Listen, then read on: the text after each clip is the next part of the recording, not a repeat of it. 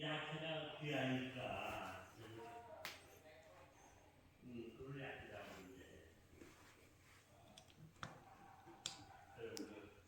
이렇게 나와서 야채를 먹을 때 Lord Darmo came here also, to the same sort of strength and perseverance. Through that strength found that Shaolin made it what it is.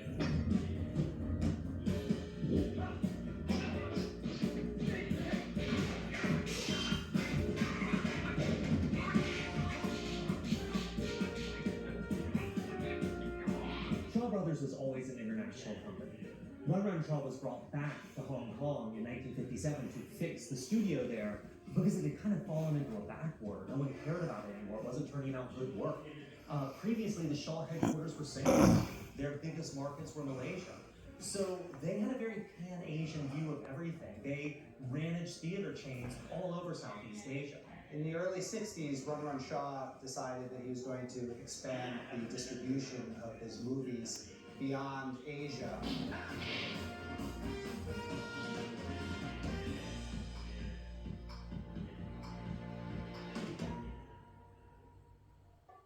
Shaw knew what was out there. It had global ambitions, but it had a hard time getting traction outside of Asia. It started really with Empress Wu, which he entered in the Cannes Film Festival, and also was working on getting that released in Europe and Africa and Middle East.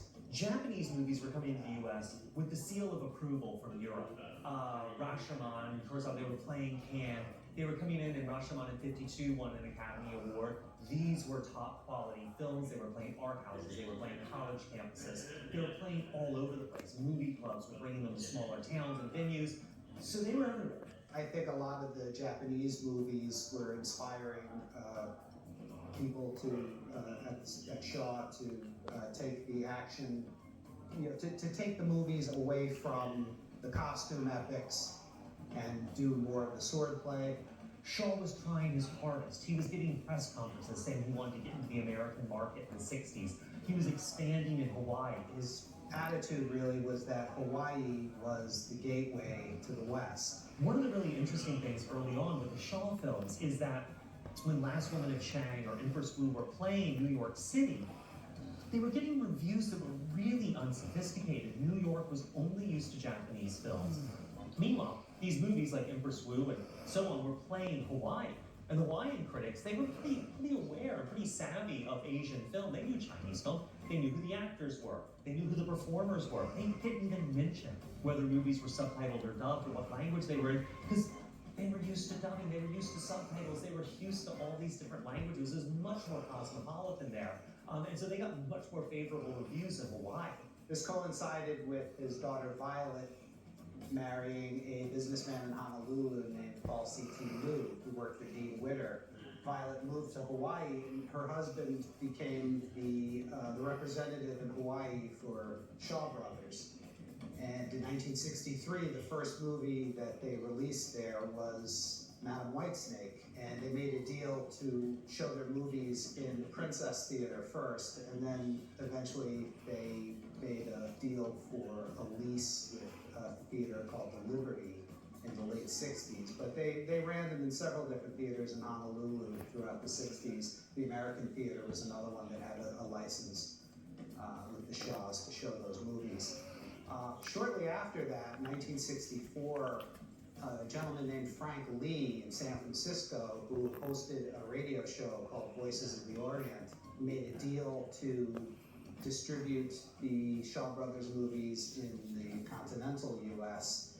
On an art house basis. He thought to bring those movies to an art house crowd would be an interesting way to introduce Shaw Brothers to the United States. The first movie they showed at the 55th Street Playhouse was Last Woman of Shang, which was the most expensive, the biggest Chinese production to date. What really put Shaw on the map was their new color wuxia offensive. The wuxia were swordplay movies, basically. And the first one was The One Horse Swords. It was also the same part of a package of movies that Shaw was doing, this new Wuxia offensive that included King Hu's Come Drink With Me. Frank Lee was so excited about Come Drink With Me. He was really talking about, and they could see the numbers in America and on the Chinatown circuit start to tick up. One-Armed Swordsman was doing well as they did more and more of these movies with Chang Cheh and Jimmy Wong Yu. As they brought in more and more of these action films, they started to see them get traction in the U.S. It being New York, there were always going to be people who are interested in international films anyway. So he thought there was a pretty good chance that these would do pretty well. And it turned out that the attendance was 50% non-Asian. Finally, something was working. Shaw had tried a tour of his actresses. He had tried press conferences. He tried everything. This was what was working. But it still wasn't breaking out of the Chinatown circuit.